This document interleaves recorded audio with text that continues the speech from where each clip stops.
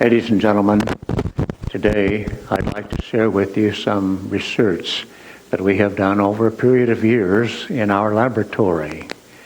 Sometimes it's wonderful to know that there are great dental products and great dental treatment materials, but what is the effect that they actually have when they get into the patient? The holding slide that you're watching here on the screen now is an example of some healthy cells.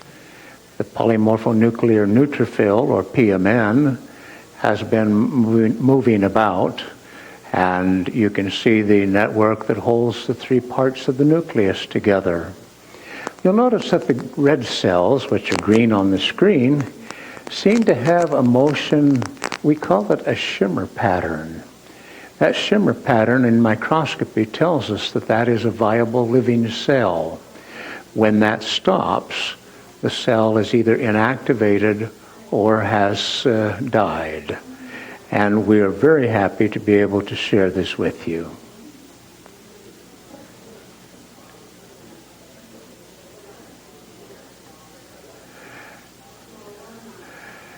The presentation that you will see today comes from Clifford Consulting and Research in Colorado Springs, Colorado. It is for intention of the meeting that is being held here with four great organizations. And for this particular meeting, may I share with you a full disclosure statement. Clifford Consulting and Research, CMRT, and related activities thereof are provided through Clifford Consulting and Research, CCR. The presenter is the inventor and developer of the CMRT testing. It is a direct financial interest and ownership interest in the testing services of our laboratory. The IAOMT, IABDM, ICIM, and AAEM do not have any financial nor ownership interest in CMRT, in CCR, nor in testing, promotion, marketing, and research. We'd like to say a few things just about materials generally. Even the finest restorative materials that we can find can induce problems in some patients. Of all of the thousands of tests that we have done now, and that is north of 75,000, may I suggest to you that we have yet to find a perfect restorative material. Not one of them works for everyone. Individual genetic heritage and the patient's living environment have major roles to play in how restorative products are used and tolerated. There is no universally acceptable restorative solution for living tissues, and in isolating the risk, one of the things that we suggest is looking for adverse chemistry. Adverse chemistry can sometimes be found in the way that it acts in the patients. Does it induce soreness, redness, bleeding, unusual more than normal? Are there things about it that is uncomfortable for the patient to wear? And so forth. Alteration of physical tissue structures is another key as to whether or not materials will work for a given patient. You would think that if that hurts, doctor, you wouldn't put it in my mouth. But in fact, too many times we say, wear it for a while, you will like it. And finally, infective and microbial issues can in fact make a patient intolerant towards a material that they are already wearing and have worn for several years successfully. An infection is capable of reversing that entire process. And certain electrogalvanic consequences can in fact help to identify a risk if we find that there is current, and it usually is measured as a direct current in microamperes. If that is present, we would want to think long and hard before we place that as a permanent restorative in this patient. Where does it come from? For the most part, it comes from materials that were previously placed, and it's not getting along with the new stuff that we want to put in now. In some patients that have had extensive surgery after an accident, and you have pins and plates and screws somewhere in the body, using the vascular bed as the electrical conduit, it is entirely feasible that that material will have a problem simply because the electrogalvanic action will not let it adjust to the tissue and will cause the tissue to have irritation above what can be tolerated. And finally, individual sensitivity from heritage and/or environmental conditioning is another important factor. We often find somebody that says, well, my grandma could not wear that stuff, and Aunt Mabel couldn't either, and Uncle Ralph just had a terrible time with it. That should really cue the practitioner to look long and hard, because there are some familial tissue structuring things that may be common throughout a family lineage. We don't ask that question very often, but we should, especially when someone says, oh, I can't, I'm sorry. Blood-based issues can be detected by whole blood exam, and we'll look at some of those here today. Direct effects observation in real time. When we place something, it is entirely feasible that if we have a galvanic cell, we will start to see some migration, some failure, and you will say, I packed that bonding agent in there, it was perfectly seated, but my word, I've never had it stream out like that before. That may well be your clue to a galvanic issue that is not tolerating the product. Specific tailoring evaluation is important also, and the indication of reactivity intensity is something that we often don't take the time to record, but which is important. And the results of examination can be recorded for current or future comparisons. This is one way to get blood-based information for a patient tolerating a product. Antibody-based detection is serum-based. It is, in fact, a serology process. Long-term detection, we carry antibodies that we have made against things that we don't get along with for literally years. The titers will come down. They don't stay up. But when we find them there, it is an indication to steer clear of this family of products and to find something that may be more suitable for this specific person. A storable record for future comparison and examination is important. And I'd like to show you the facility in our laboratory. And by the way, if any of you are ever out in Colorado Springs, if you just give us a few hours notice so we can get things put away that HIPAA says we shouldn't have laying out on the bench when visitors are present, and other such things, we invite you at any time to stop by. We'll show you how we make our reagents. We'll show you how the testing is done. We'll run a test for you and look at it to see how it actually develops. So anytime you're in the Springs, let us know, and we'd be delighted to see you. The microscope that is shown in this picture I have had for some time, but it has some very special optics. A good friend, Dr. Olimpio Faisal Pinto from Rio de Janeiro, called me on one occasion and said, I am traveling up to Canada to see an unusual scientist who is doing some interesting things with optics. Would you like to come with me? Absolutely, Olimpio, I would love to. And so we traveled up to Sherbrooke, Quebec, and there we met Gaston Naissans. It was a joy because I have been interested in the work of Enderlein, of Deschamps, of a number of other microbiologists. And Naissance was right in the middle of that. We had a wonderful visit, but shortly after I was there and had oohed and awed about his microscope, Gaston sent me a little box. And in the box was an objective and a condenser that he had modified to do special studies with. It's a handmade job. I have no idea where I would even get it repaired, let alone replaced. But that's where all of the photography today is, and this is the laboratory from which we work.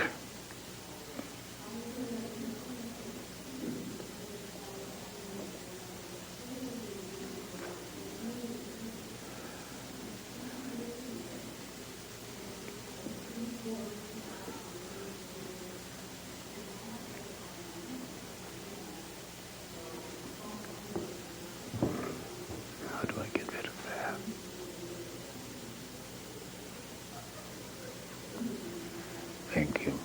That'll be fine.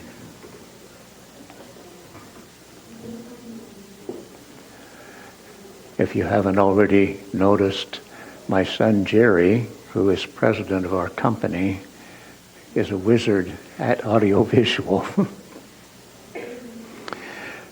In this particular image, you will see some erythrocytes. They are relatively normal.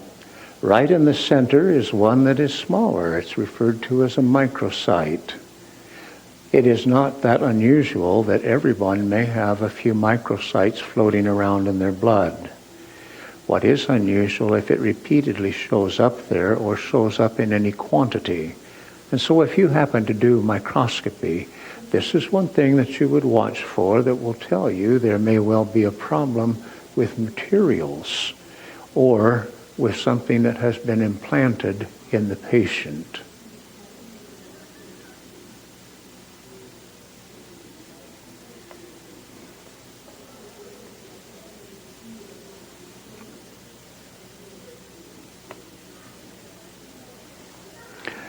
In this particular image, we can show a little bit not only about the nature of the structure, but you can see that those cells are very elastic. They pull out.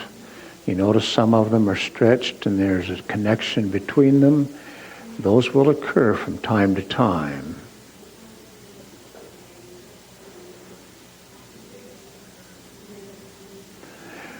Red cells that are not healthy will often take a crenation effect. Crenation means that they've curled up, they have lumps and other things on them.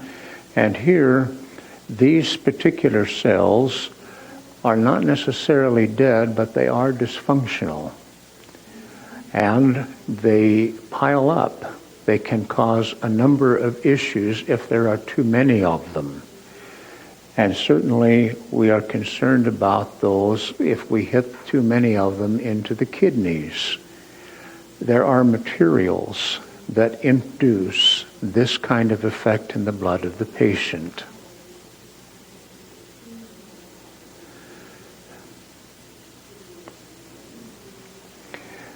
What happens with aluminum? Nobody should have aluminum. How many have I heard say that?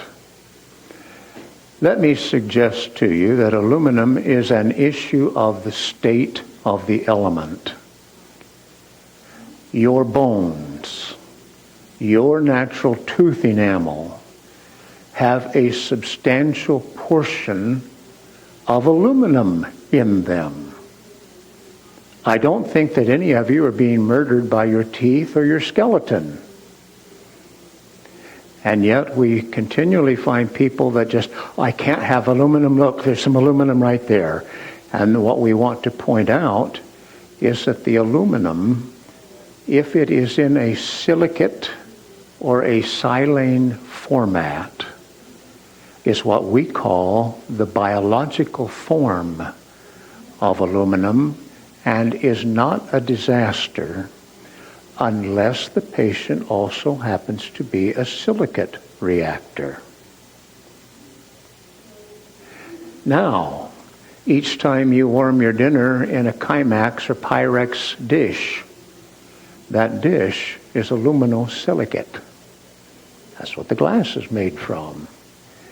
Do you see how absurd it is when we see these terror campaigns that some people get on, that I'm going to be destroyed if you put that aluminum-containing composite in my teeth? If it is a silicate, if it is a silane, there is not a problem unless you happen to be a silicate reactor. And will you note what the morphology has done? In this particular image, I notice that these cells have started to deform. There are really no normal cells left in that image. Well, you must have put in a shovel load of aluminum something. No, I didn't. These have been exposed to aluminum at 1 part per 10 million. We never work stronger than that because it isn't relevant. If we can get a reaction at 1 part per 10 million, we will flag that material for every patient that is aluminum sensitive. If not, yes, it will show as suitable on that patient's report.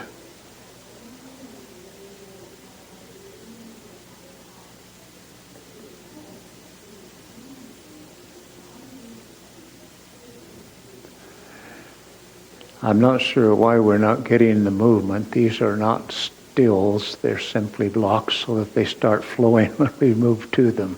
But it's not coming up. One question that we ask or are asked frequently, what about mercury?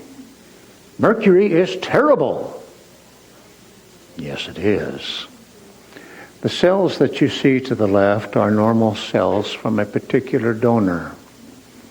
The ones on the right have been exposed to mercury at a strength of 1 part per 10 million. You can see the morphologic changes, and I might add that the ability to carry electrolytes, to carry other nutrients on those blood cells is virtually nil. Mercury is a serious problem. I have not found a way to overcome it. One of the things that often troubles me, we have these special clinics to help underprivileged school children at the school that need to have dentistry done, and dentists from around the community come in, and we set up a special clinic and do these children. And by the blessing of the federal government, what do they put in their teeth? Amalgam. Can you imagine what we have done to a youngster? When you look at those cells on the right, is there any concern at all about why we see learning deficits and why there are other such issues that pop up? When I see things like that, I am so grateful that we've got some kind and gentle dentists who will go and help with these projects. But for heaven's sakes, we need to go rattle the cage of the government and get into something that is less destructive to those kids. I can tell you right now that there will be some IQ drops in children that have been so treated. And yes, mercury matters.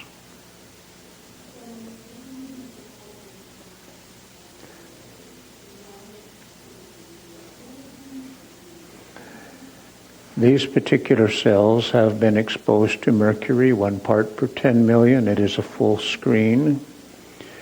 Whenever you see color in this particular image, that particular cell has taken on additional chemistry. It has varied, and we're not sure what all is involved, but we know that there is now more than mercury that is present there.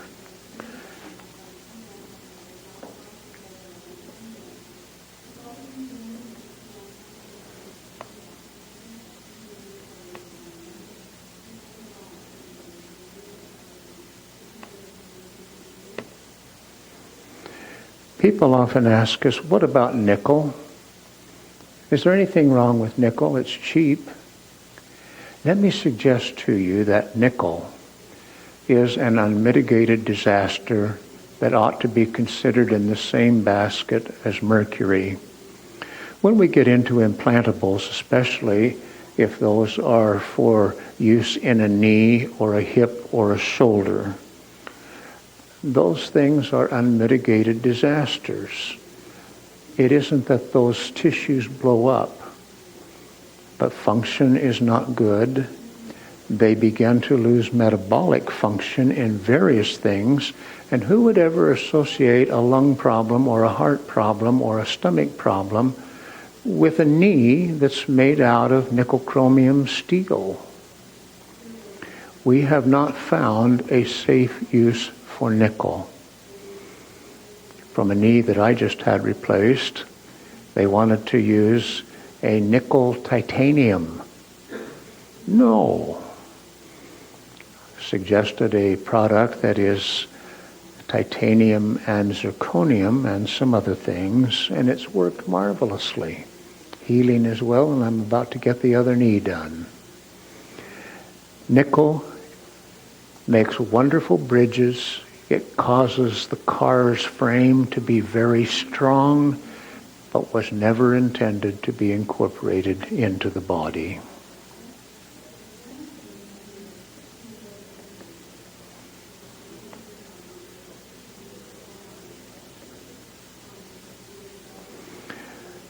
Beryllium, we're seeing that more and more these days. Beryllium is sometimes used in certain alloys. It is now used in some ceramics and porcelains. If you're using a lot of material that's coming in from the Far East, you will generally find a beryllium content. I noticed that in the more than 17,500 dental products we have in our dental panel for testing, it was a little shocking to me that we have 300 that contain beryllium. And beryllium, as you can see, those cells are neither normal nor functional, and you can see the disaster that has occurred with the PMN. Cadmium is a similar disaster. We have yet to find a single safe use for cadmium. I put it in the same content and basket as I do mercury. Cadmium is certainly important if you're an artist. I understand it makes a beautiful, beautiful yellow or orange pigment. But if it's being implanted in the body, it does not belong there. And looking at these tissues, these blood cells, will help you to understand the problem.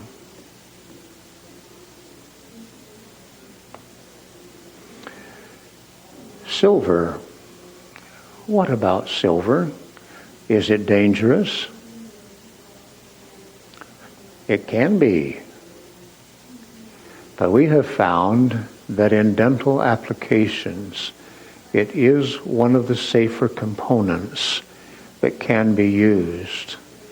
If I were moving that into cardiac tissue, if I were moving that into a pancreas, I would become very concerned. But as to what happens with dentistry, silver is generally all right. You will notice that there are a few oddball cells there. All of these are being tested at 1 part per 10 million, in this case of silver.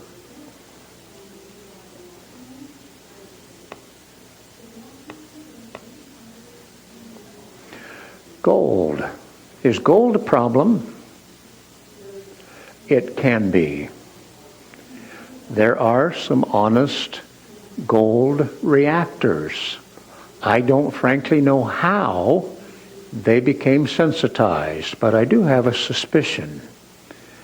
We find that most of the folks who are the rare gold reactors have had some mining contact. small mining, or they have had other chemistry exposure. And when we get mercury and silver together, it is an increased problem. Now that almost sounds like amalgam, doesn't it? And you can see that most of these cells with gold do not have that issue at all. From the standpoint of what we are seeing here, these cells are intact, they are not stuck together in a rouleau package, and this patient would be able to handle a pure gold. When we start putting in the indium and the iridium and a few other things likened to them, it becomes a different game. Caution with gold.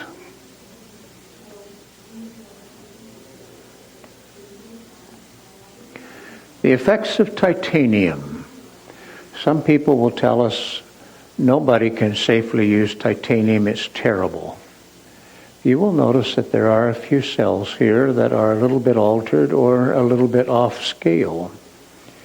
But what we have found is that it is generally not the titanium that does this. It is the nickel that was added to it.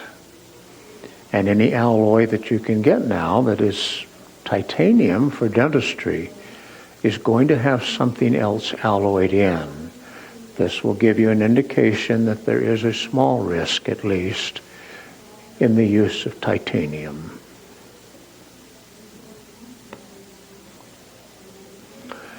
Fluoride. You'll notice that these red cells are starting to clump together in a stack. You'll notice that although they haven't lost their morphology, and I jumped a slide, so please forgive me, zirconium has generally been a very useful material. Where you will have to watch is that very rarely is zirconium used by itself. It will have to have some other metals alloyed in with it. I get phone calls several times a week. Hello, you tested my patient and I put this stuff in their mouth and it was zirconium and it is terrible. Well, what did you put it in with? What did you put next to it? Well, they've got a bunch of stainless steel back on those molars, but it shouldn't have had an effect. It was clear back there, and then this is up in the incisors. May we suggest that zirconium is generally a very safe product. I wear it in my knee, a titanium-zirconium combination.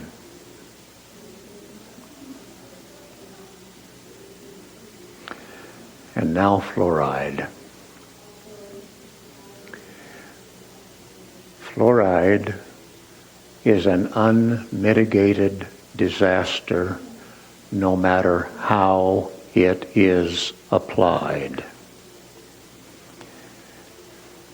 Do you see how these cells are clumped and they form a stack of coins-looking structure? We call that rouleau. Rouleau in red cells generally means that they have lost their ability to repel each other and instead attract. Anything that would affect in your mind? May I suggest that when you start covering the major surface of an erythrocyte, that's where nearly all of the gaseous exchange takes place. That's where certain solutes move in and out. And if we get rouleau, rouleau has hidden most of the interior of those cells, stacking them together. 1 part per 10 million. And if you have a patient who is on Coumadin or warfarin therapy, let me suggest to you that that combination is a special disaster with rouleau factor. I can tell you that you can drop the redox level of a patient's blood in as low as 5 minutes. just by giving the patient a fluoride treatment without stopping to say, do you take Coumadin, do you take warfarin? And if so, do not get near it.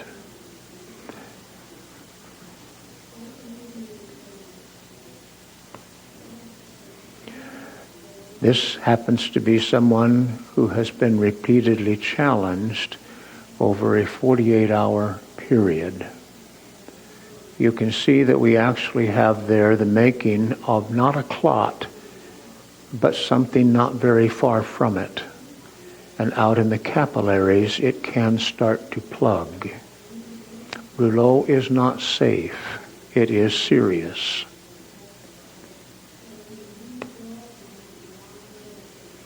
This is the worst of the bunch. This happened to someone who was taking fluoride supplements every day and happened to be on medication which was other than Coumadin, but which has a similar effect. I would not want that coursing around in my blood.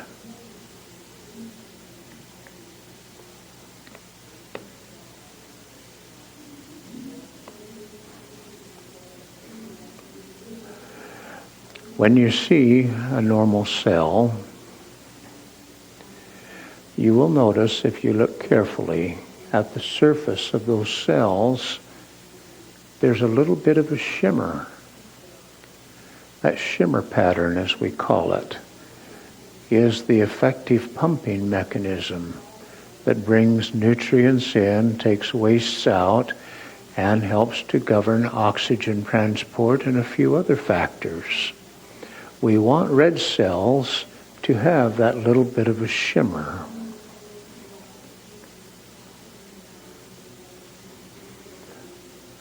A stressed PMN. The white cells are just as problematic with fluoride as are the red cells. This particular PMN could not, at this point, respond to any stimulus. And we have lowered, essentially, the patient's resistance factor to infection. Thankfully, these cells do have a potential to recover, but it can take as long as a week. And for a week, the patient is hobbled immunologically.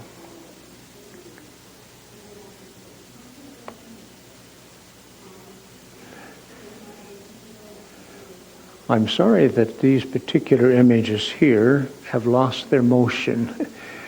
Most of these were photographed and saved in motion, and they're not doing that here today. So let me just mention, in the cytoplasm of the PMNs, we find a number of granules whose purpose is infection fighting. We find a number of others that contribute to blood stasis, to balancing the electrolyte component in the blood. There are several things that those white cells will do. And as they have motion and move, they will engulf and take in bacteria. Very useful cells, but that isn't their only function.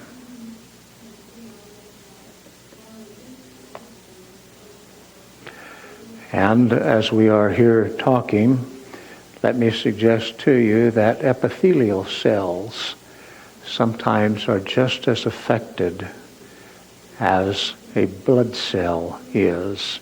This happens to be an epithelial cell with a number of attachments to it. That is a little bit abnormal. But it happens, I might mention, with fluoride administration. We literally start breaking down the barriers in the skin. Now finally, we're coming to the end of our time. I wanted to mention some things about bacteria, and I'm sorry that these are still. They're photographed in motion.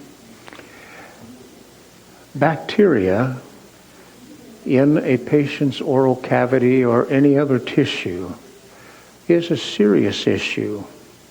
The one I chose for this particular demonstration is an Escherichia coli, E. coli. and it is a very well-known and well-characterized quality control strain. This is a fresh culture that has been inoculated and is only 5 minutes old.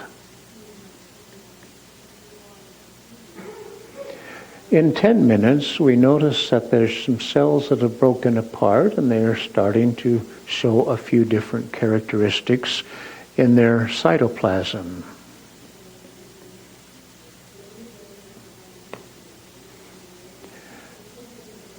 In 1 hour, we notice that they're starting to elongate, and in fact, they're preparing to start breaking up. 1 hour after a treatment in the operatory that seemed to go perfectly, and I disinfected the site, if there was an enteric or a staph or a strep, this could very well be happening within an hour.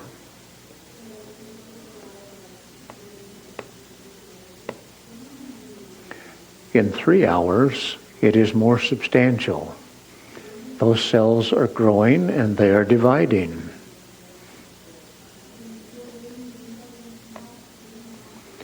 In 12 hours, there is a substantial expansion.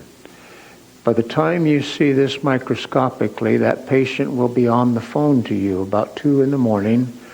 Doctor, my mouth is burning. This tooth is draining something and it tastes terrible. I don't know what to do. Doctor, could I please come and meet you at your operatory? And now you understand what may be driving that. In 24 hours left untreated, this culture of E. coli is growing very nicely.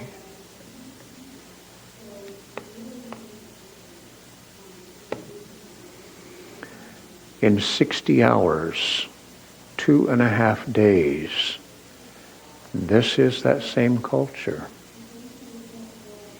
Any reason why the mouth burns, or why it's irritated, or why there's some drainage that smells bad and tastes bad?